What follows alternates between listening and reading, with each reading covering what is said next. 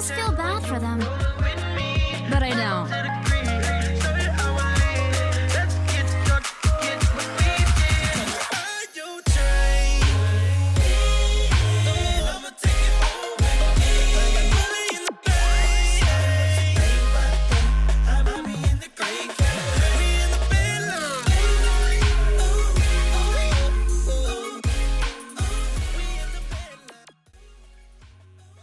Phantom is one of the best rogues.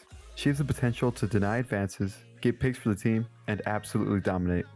I've been playing Rogue Company for a couple weeks now, and aside from that, I have plenty of experience in first-person shooters over the years. In this video, I'm going to give tips and tricks to step up your Phantom game. Now, one of the most important things to touch on first is your aim. Be sure to take your time and find the sensitivity that works for you. Sensitivity is purely personal preference, but if you want my recommendation for the best precision, I recommend my PC users to pair a high DPI with a low in-game sensitivity. Other than that, mess around with your settings until you find what's comfortable. After that, stick with it. You will not get better as a player if you often switch around settings. Humans can adapt to anything, so after a certain point, you can't blame your skill on your sensitivity. Just hit the lab and keep training it. I recommend playing the strikeout game mode with Phantom to get the most practice time clicking on heads. Equally important to clicking heads is anticipating your shots. With anticipation, you must have patience. This was the hardest step for me personally. I was so used to fast-paced gameplay that I would often race to take the first shot, even if it meant not taking enough time to line it up. Don't get me wrong, there will be times that you have to shoot even if you didn't take the adequate time to line it up exactly. However, most of your time as a sniper will allow you to take your time with shots. Even the second highest damaging weapon will take longer to kill you as opposed to one shot from your sniper. If you have information about the enemy and can anticipate their next move, or you know they're going to move from a specific location, take your time to line up your shot rather than missing that crucial first shot. Take this clip for example. I know there's an enemy here. There's a split second in which I could have taken a shot and potentially hit them. However, I needed more time to line up my crosshairs directly onto their head. At this point, she notices me and rolls away. Had she attempted to take aim, I would have definitely had the time to take the shot, but she instead opted to move out of the way.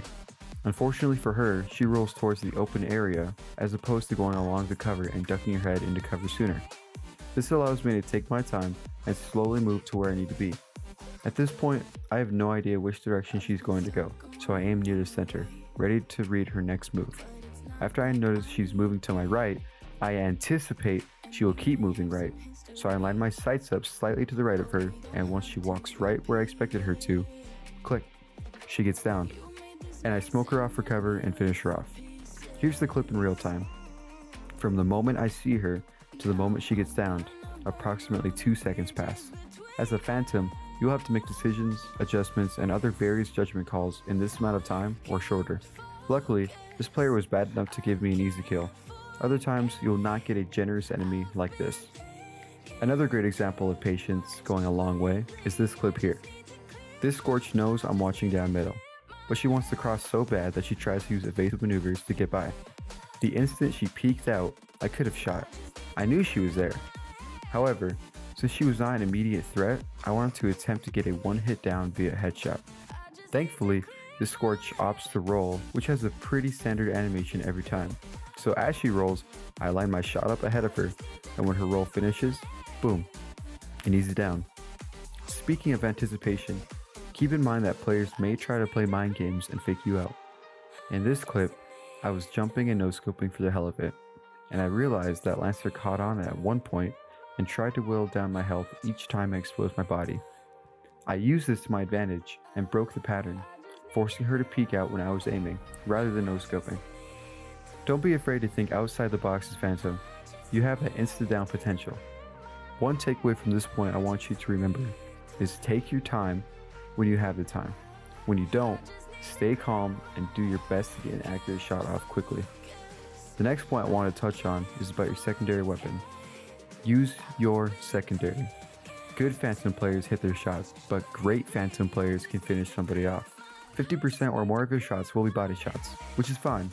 After a body shot, the enemy will have very low health and can often be finished off with 2 to 3 shots with your pistol, or one well-placed headshot. As Phantom, I highly encourage you to pick up an AR or SMG off the ground from a dead player whenever you can.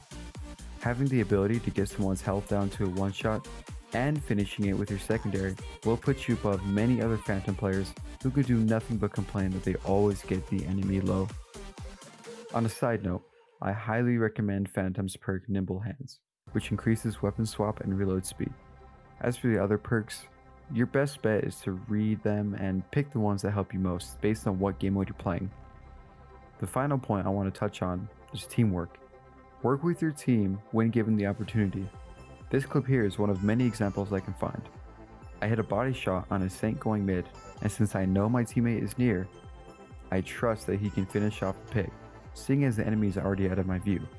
Thankfully, he lands a shot and downs the enemy. I got so low for him. I could have gone for a headshot, but I wasn't confident I would hit it with the time given, and a body shot is far better than a missed headshot. Your teammates are just that, teammates.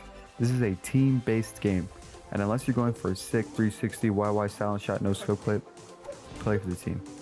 Believe it or not, Phantom is a support. Just your mere presence is enough to deter enemies from pushing through. Your smoke provides cover, your shots and passive ability buy time. You are like the big brother in the sky, keeping an eye over your teammates that are out on the front line, providing covering and lethal fire when you can. If you really wanted to frag out, play Scorch.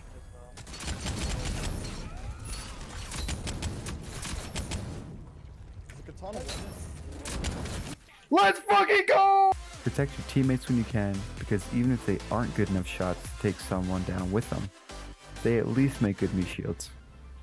There's another thing I wanted to bring up before closing out this video, and that is hitboxes. Most forms of cover will conceal all the rogues. However, when your character moves, they bob their head up. Not to mention, there are just some covers that are not optimal. This could be from how the cover is shaped, its position, and the height difference around the cover.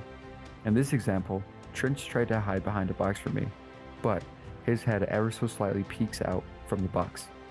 Take advantage of these accidents enemies make, rather than wait for them to notice and correct it. To continue off of hitboxes, be wary of yours. This isn't a first-person game, so it can be confusing at times when you're really in cover. That's about everything I have for this video. I hope you enjoyed watching. If you have any further questions or comments, feel free to put them down in the comment section below. If you're looking for a squad, or you'd like to queue up, don't hesitate to hop in my Discord down below in the description. When I'm on Rogue Company, I'm often in a specific voice channel for it on my server, and you can join anytime. Thanks for watching. If you like what I do and want to see more, consider subscribing. It means a lot to me. Have a good one.